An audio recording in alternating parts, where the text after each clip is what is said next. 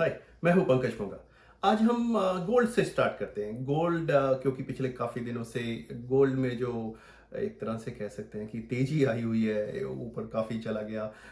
काफ़ी उसके बारे में क्वेश्चन भी आ रहे हैं कि क्या उसका आगे होगा क्या, कितना ऊपर जा सकता है, क्या सिचुएशन है, उसमें इन्वेस्ट किया जाए, नहीं किया जाए। मैं ये कहना चाहूँगा कि बहुत ज़्यादा जो गोल्ड है बहुत ही वॉलेटाइल चीज़ है, क्योंकि उसमें वी कैन से कि it's called a safe haven, because लोग तब पैसा डालते हैं ज़्यादा या तो ऐसी सिचुएशन हो कि स्टॉक मार्केट वो घबरा रहे हों उनमें जाने के लिए, या अपने मनी को सेफ करना चाह रहे हैं। और दूसरी सिचुएशन ये होती है जब सब कुछ ठीक चल रहा हो, बहुत ज़्यादा है, अब सब कुछ बिजनेस ठीक चल रहा है, money flow is flowing, so they want to keep some money aside. So उस केस में गोल्ड खरीदते हैं। सो पहले हम गोल्ड की हिस्ट्री में चलते हैं। Let's go back at least 100 years, 1920s, जब बहुत बड़ा डिप्रेशन भी आया था। सो गोल्ड काफ़ी उस पर इम्पैक्ट आया था गोल्ड पे।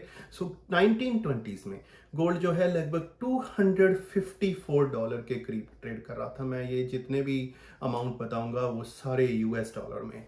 सो 254 यूएस डॉलर में ट्रेड कर रहा था। 1934 में ये बढ़ के लगभग 680 के करीब चला गया था। उसके बाद ये थोड़ा सा फिर से नीचे आया 1970 में, ये 238 तक वापस आ गया था। लेकिन 1980 एक ऐसा पॉइंट था जहां पे ये $2246, लगभग 2246, सो $2246 को टच करके आया था 1980s में, जो कि अभी तक का हाईएस्ट है। उसके बाद 2001, 11 नहीं 11 नहीं कह सकते, अब 21 साल बाद 2001, 1980 के बाद में ये वापस $379 चला गया था। कहाँ 2200 क्रॉस करना और कहाँ 379 पे वापस आ जाना 21 ईयर लेटर। सो ये सिचुएशन हुई थी। और 2011 में मेरे ख्याल बहुत लोगों को अभी तक याद होगा 2011, उस सिचुएशन में ये वापस 2076 टच करके आया। सो 2076 हम 2011 में चले गए थे, और फिर हमने वापस 2016 में लगभग $1200 पे आ गए थे। तो गोल्ड की अगर हम हिस्ट्री देखें तो गोल्ड ऊपर जाता है, नीचे आ जाता है, ऊपर जाता है, नीचे आ जाता है। सो और ऐसा भी नहीं है कि गोल्ड और मिल नहीं रहा है, माइनिंग नहीं हो रही है, नीचे से निकल भी रहा है। फिर भी लाइक गोल्ड जो है अभी तक ऐसा नहीं हुआ कि हम ये सोचें कि $5000 टच कर जाएगा या $10,000 टच कर जाएगा, हम उसमें से इतना कुछ बना लेंगे। यस, हो सकती है ऐसी सिचुएशन जब वर्स्ट सिचुएशन हो, थर्ड वर्ल्ड वॉर चल रही हो या कुछ ऐसा हो कि करेंसी की वैल्यू खत्म हो रही हो, then people will think okay जी गोल्ड ही खरीद लेते हैं, क्योंकि गोल्ड इज लिक्विड एसेट, एक तरह का, आप कहीं भी बेच सकते हो, कैसे मर्जी कर सकते हो। सो ये सारी चीज़ें जो हैं वो तरीके होते हैं जो गोल्ड जब ऊपर उठता है, या कई कंट्रीज जैसे अपना रिजर्व बढ़ाती हैं। जब वो रिजर्व बढ़ाती हैं तो तब गोल्ड खरीदती हैं, तब भी सिचुएशन ऐसी आ जाती है कि गोल्ड के प्राइस बढ़ने शुरू हो जाते हैं। लेकिन अभी जो गोल्ड बढ़ रहा है, व्हाट आई फील, बहुत ज़्यादा तो इसमें स्पेकुलेशन चल रही है।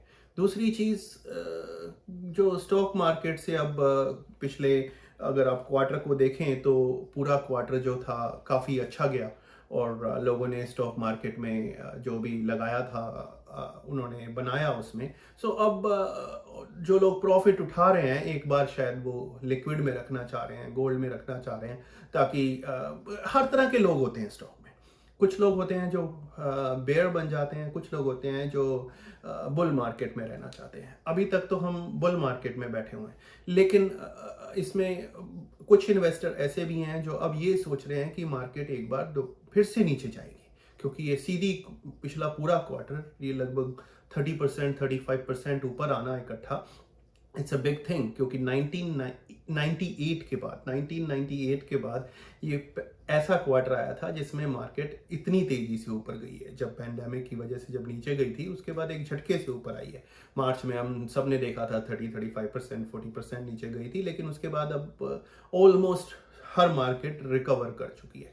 और इतनी तेजी से रिकवर जो हुआ था वो 1998 में एक क्वार्टर हुआ था जो काफ़ी तेजी से गया था। सो अब जो दूसरे लोग हैं जो सोच रहे हैं कि अब हो सकता है ये एक बार फिर से करेक्शन ले मार्केट, वो लोग अपना प्रॉफिट उठा रहे हैं, अपना मनी निकाल रहे हैं और गोल्ड की तरफ वो लोग जा रहे हैं। Now let's talk about platinum, क्योंकि इसके लिए भी क्वेश्चन आते हैं। प्लैटिनम भी काफ़ी उठता हुआ नज़र आ रहा है कई पिछले दिनों से, उसमें भी काफ़ी हलचल सी रही है। लेकिन मैं अगर उसकी हिस्ट्री में जाऊँ, ज़्यादा लंबे नहीं जाएंगे उसकी हिस्ट्री, मैं 1970s के करीब जाता हूँ। 1970s में लगभग $100 के करीब ट्रेड कर रहा था जो प्लेटिनम था। उसके बाद 1980 में ये 960 के करीब आ गया था। 70 से 80, 10 साल के अंदर अंदर वो $100 से $960 तक चला गया था। देन 1984 टू 1999 या 2000 तक अगर मैं कहूँ, इसकी एवरेज जो रही वो $300 से $400 के बीच में, कहीं ये उसके बाद 2001 में $600 के करीब भी गया। सो उस एवरेज में ये घूमता रहा। 2008 एक ऐसा टाइम आया था जहां पे ये 2100 टच कर गया था प्लेटिनम। लेकिन उसके में जो ड्रॉप आया उसके बाद से अब वो 2008 में ही, कहाँ तो वो जनवरी 2000 फरवरी 2000 में 2100 था, लेकिन अक्टूबर 2008 में ही वो लगभग 900 समथिंग पहुंच गया था। सो एक साल में ही ऊपर उठा और उसके बाद वो नीचे गिरा, और 2011 अगस्त में भी वो दोबारा से 1870 पहुंच गया था। सो उसमें प्लेटिनम में काफ़ी हलचल रही है हमेशा, कभी ऊपर कभी नीचे। जैसे हम गोल्ड की बात कर रहे थे वैसे ही प्लेटिनम उसी तरह से ऊपर नीचे हो रहा है, बट आज की डेट में वो 925 के करीब ट्रेड कर रहा है। सो 960 1980 में, आज भी उसी रेंज में है। सो 80s 1980 2020 हम 40 इयर्स की बात कर रहे हैं। 40 इयर्स के बाद वो उसी रेट में ट्रेड कर रहा है जिस रेट में 40 इयर्स पहले था। सो हुआ क्या है gold and platinum? Gold and platinum जब स्टार्टिंग से ये काफ़ी साथ साथ चले हैं। जब मैं 100 इयर्स तक चले जाएं अगर पीछे, तो काफ़ी साथ साथ चलते रहे हैं। 2014 एक ऐसा पॉइंट आया था गोल्ड एंड प्लेटिनम की हिस्ट्री में जहां पे दोनों का प्राइस सेम था। वो दोनों एग्जैक्टली सेम, एग्जैक्टली नहीं कहूँगा, थोड़ा बहुत लाइक इधर $50-60 इधर उधर, लेकिन दोनों के दोनों जो है लगभग 1200 की रेंज में ट्रेड कर रहे थे उस वक्त। लेकिन उसके बाद 2014 के बाद इनका जो गैप है वो ऑपोजिट चला गया। बेसिकली गोल्ड ऊपर की तरफ जाता चला गया और प्लेटिनम नीचे की तरफ जाता चला गया। पहले ये बिल्कुल सेम एवरेज पे चलते थे, बिल्कुल सेम नहीं, मतलब ऊपर उठ रहे हैं तो इकट्ठे उठ रहे हैं, नीचे जा रहे हैं तो इकट्ठे जा रहे हैं। लेकिन 2014 एक ऐसा स्प्लिट पॉइंट था प्लेटिनम और गोल्ड की हिस्ट्री में जहां से गोल्ड थोड़ा सा टेक ऑफ किया ऊपर की तरफ और प्लेटिनम नीचे आता चला गया। और अब डिफरेंस जो है, प्लेटिनम 925 पे एंड गोल्ड 1950 के करीब ट्रेड कर रहा है। दोनों में बहुत ज़्यादा डिफरेंस आ गया है। हमने गोल्ड की बात कर ली है, हमने प्लेटिनम की बात कर ली है, तो अब थोड़ी सी सिल्वर की भी बात कर लेते हैं। सिल्वर जो आजकल ट्रेड कर रहा है वो $24 में ट्रेड कर रहा है। सिल्वर की भी वही हिस्ट्री रही है ऑलमोस्ट जैसे कि प्लेटिनम की रही है। ठीक है, उसका प्राइस प्लेटिनम जितना नहीं है, वो प्राइस रेंज में काफ़ी नीचे रहा है। और वही रहने का मतलब हिस्ट्री का ये है कि गोल्ड के साथ, गोल्ड प्लेटिनम के साथ जो सिल्वर भी है वो भी ट्रेंड उसका उसी तरह से रहा है। प्राइस गैप ज़्यादा रहा है। प्राइस, मैं ये नहीं कहूँगा कि प्राइस गैप तो अब जैसे $24 में ही ट्रेड हो रही है, तो प्राइस गैप काफ़ी रहा है उसमें। लेकिन अगर गोल्ड ऊपर जा रहा था तो सिल्वर भी ऊपर जा रहा था, प्लेटिनम भी ऊपर जा रहा था। गोल्ड नीचे आ रहा था तो सिल्वर प्लेटिनम भी नीचे आ रहे थे। लेकिन सिल्वर भी स्प्लिट हुआ 2013 में जाके। सिल्वर में 2013 में सेम चीज़ आ गई जैसे प्लेटिनम में आई। सिल्वर नीचे की तरफ चला गया, गोल्ड ऊपर की तरफ चला। Let's discuss now US Fed today, क्योंकि यूएस फेड की आज अनाउंसमेंट थी। जैसे कि बैंक ऑफ कनाडा करता है, आज यूएस फेड ने की थी। उन्होंने इंटरेस्ट रेट सेम रखे यूएस के, विच वाज एक्सपेक्टेड, क्योंकि जो कोरोना वायरस की सिचुएशन चल रही है, कोविड की, यूएस में इतने सारे इन्फेक्शन चल रही हैं, बिजनेस हैम्पर हो रहे हैं और इतना कुछ चल रहा है, तो डिसीजन ये तो कर नहीं सकते थे कि इंटरेस्ट रेट ऊपर जाए, और नीचे जाने की कोई जगह नहीं है उनके पास क्योंकि वो उस सिचुएशन में बैठे हुए हैं। सो यूएस फेड ने ये बोला कि इंटरेस्ट रेट कोई चेंज नहीं कर रहे हैं और आने वाले टाइम में भी कोई जल्दी बढ़ने की उम्मीद नहीं है। Same thing if you remember, मैंने जब कनाडा का आया था तो उस दिन भी टीवी शो में कनाडा के लिए जब बैंक ऑफ कनाडा के हेड हैं उन्होंने भी यही लाइन दोहराई थी जो आज फेड ने एक्चुअली दोहराई है। सो फेड ने ये भी कहा है साथ साथ, same thing Canada, bank of Canada ने भी यही कहा था। सो फेड ये कह रहे हैं कि जो भी उन्हें यूज़ करना पड़ा, उनके टूल बॉक्स में जितने भी टूल्स हैं, ये आर्सनल्स हैं जो कह सकते हैं, वो सारे तरह की चीज़ों को वो यूज़ करेंगे, चाहे एसेट बाइंग है, बॉन्ड बाइंग है, कॉर्पोरेट बॉन्ड है, या स्टिमुलेशन और तरह से देना है, बैंक्स को कैसे पैसा देना है, कैसे आगे तक पहुंचाना है, वो सारी चीज़ें करना चाहते हैं और इकोनॉमी को स्टिमुलेट करके रखना चाह रहे हैं, विच इज़ ऑलरेडी हैपनिंग।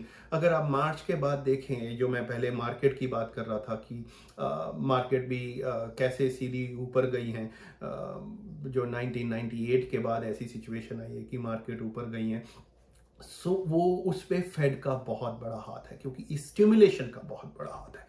चाहे आप कनाडा की ले लें, चाहे आप यूएस में ले लें, चाहे यूरोप में ले लें, हर कंट्री इस वक्त स्टिमुलेशन देने में लगी हुई है। अगर आप लोगों के हाथ में पैसा दे दोगे, मनी दे दोगे, तो वो, और बिजनेसेस को मनी दे दोगे, तो वो उनको स्टैंड करके रखा हुआ है आपने, और वो एक तरह की एक कॉन्फिडेंस पैदा करता है इन्वेस्टर के माइंड में। यस, जब गवर्नमेंट साथ दे रही है, जब फेड साथ दे रहा है, जब बैंक साथ दे रहे हैं, तो उस सिचुएशन में वो इकोनॉमी को गिरने नहीं देंगे। अगर वो इकोनॉमी को गिरने नहीं देंगे तो शेयर मार्केट में शेयर खरीदने में हर्ज क्या है। सो इसी वजह से ये मार्केट उठी। तो फेड की जो पॉलिसीज है उसकी वजह से मार्केट को काफ़ी बूस्ट मिल रहा है। आखिरी टॉपिक आज का स्टेज 3 ओंटारियो में काफ़ी जो रीजन थे पहले चले गए थे, लेकिन आज अनाउंसमेंट ये थी कि फ्राइडे से पील रीजन एंड टोरंटो, बेसिकली हमारी जो कंट्री की सबसे बड़ी सिटी कह सकते हैं, हब कह सकते हैं हम उसको, बिजनेस हब कह सकते हैं, हर चीज़ की हब है बेसिकली देखा जाए तो। So Toronto city now is going in phase 3 और साथ में ब्रैम्पटन, मिसिसागा, कैल्डन, ये फेज 3 में जा रहे हैं। हो क्या रहा है, अगर आप देखें तो फेज 3 हमारे लिए थोड़ा ज़्यादा भी ज़रूरी है इकोनॉमी के लिए। मैं कोई उस डिबेट में नहीं हूँ कि इससे फैलेंगे ज़्यादा या नहीं फैलेंगे, वी डोंट नो। जो भी मेरे ख्याल में हमारे जो प्रीमियर हैं वो मेडिकल प्रोफेशनल के हिसाब से ही चल रहे हैं। उन्होंने जो जो गाइडलाइंस दी हैं या जो वो बता रहे हैं, मेरे ख्याल उन्हीं के हिसाब से वो ओपन भी कर रहे हैं। सो उनका कोई जो भी क्राइटेरिया है वो सेट कर रहे हैं। लेकिन इकॉनमी वाइज अगर मैं सिर्फ इकॉनमी पॉइंट ऑफ व्यू से देखना चाहूँ तो अब देखिए, बहुत सारी इंडस्ट्री ऐसी हिट हुई हैं जो रिकवरी में उनको बहुत टाइम लग जाएगा। रेस्टोरेंट्स को ले सकते हैं आप, जिम ले सकते हैं आप, मूवी थिएटर्स ले सकते हैं, ये सब जो खुलेंगे अभी। मैं जो खुल चुके हैं उनकी बात नहीं कर रहा हूँ। ये अब लाइक रेस्टोरेंट खुल गए थे, ठीक है, मैं समझ सकता हूँ, आप पैटियो में बैठ सकते थे, लेकिन अब आप अंदर जाके बैठ के भी फूड को खा सकेंगे, इंजॉय कर सकेंगे, बट प्रिकॉशन के साथ। प्रिकॉशन बहुत ज़रूरी है क्योंकि हम उसको दोबारा से फैलाना भी नहीं चाहते हैं। बट मैं इकॉनमी पे वापस आता हूँ। इकॉनमी में अगर ये चीज़ें खुलती हैं और रेस्टोरेंट चलने शुरू होते हैं, ठीक है, मैं समझ सकता हूँ कि उस लेवल पे नहीं जाएंगे, but now they can survive basically.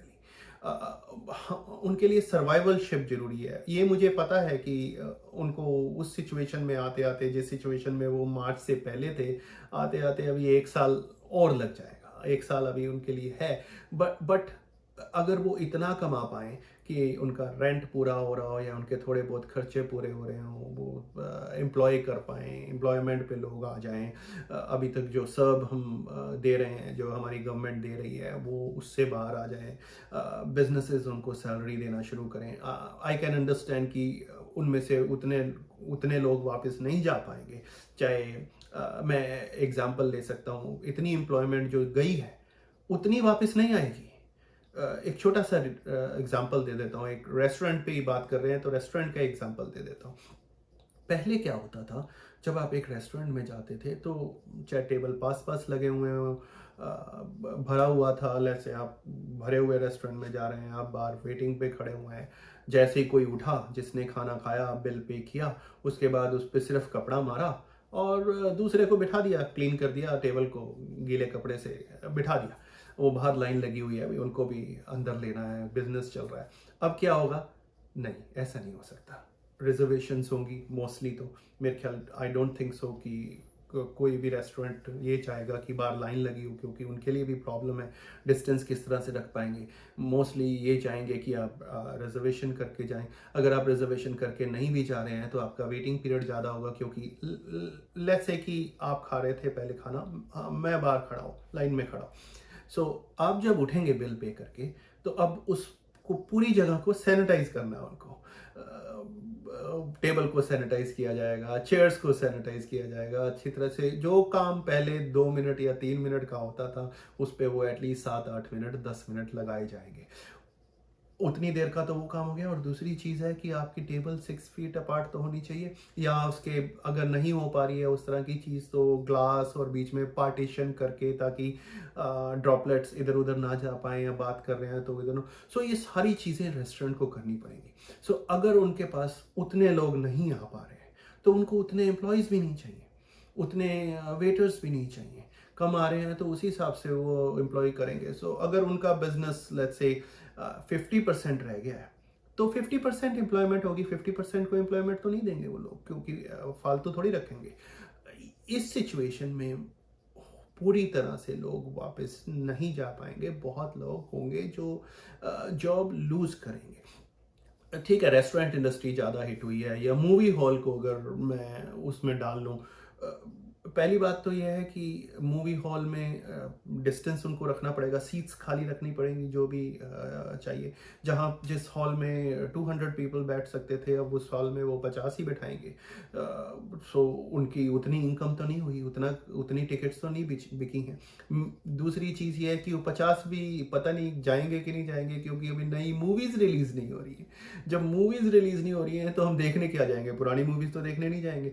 सो हो सकता है कुछ लोग जाएंगे जो पुरानी मूवीज देखने जाएंगे। सो मेरा कहने का मतलब है, अब उनको भी इतने वर्कर्स नहीं चाहिए, इतने लोग एम्प्लॉयमेंट के लिए नहीं चाहिए। सो वो भी उतने लोगों को बुलाएंगे जितनों की ज़रूरत है। सो ये सारी चीज़ें मैटर करती हैं। बट थर्ड फेज शुरू होने की वजह से कुछ एक लोग और एम्प्लॉयमेंट की तरफ जा रहे हैं, जो कि ज़रूरी है, ताकि गवर्नमेंट जो सर्व पे खर्चा कर रही है, या सर्व के बाद वो ईआई पे जाएंगे, वो ईआई भी तो गवर्नमेंट की जेब से जा रहा है, तो उससे वो बाहर आके एम्प्लॉयमेंट की तरफ से आ पाए। सो 20-30% जो लोग रह जाएंगे वो ईआई पे रह जाएंगे, या सर्व पे रह जाएंगे। आई डोंट नो सर्व का क्या कर रहे हैं, वो अगस्त तक ही है, उसके बाद शायद everybody has to go on EI. जो भी एलिजिबल हैं वो ईआई पे चले जाएंगे।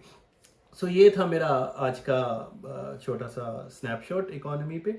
अगले वीक फिर से मिलेंगे। मेरी तरफ से सबको नमस्कार जी।